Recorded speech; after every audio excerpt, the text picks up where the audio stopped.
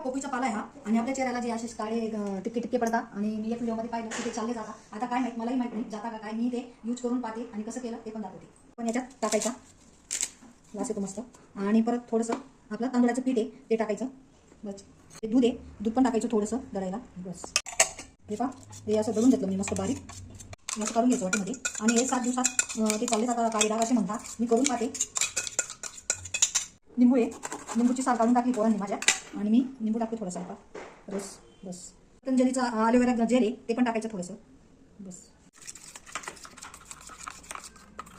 हे पाही असे काळे काळे हे टिपके पडलेले चेहऱ्याला आणि काय माहिती हे पपईच्या गराने जाता का नाही मला काही माहित नाही। पान येते, पान दळलेलं आहे आणि आता लावून पाहते मी 7 दिवसपर्यंत, बरं काय फरक पडला काही नाही। परत मी एकदा व्हिडिओ बनवेल आणि तुम्हाला टाकेल।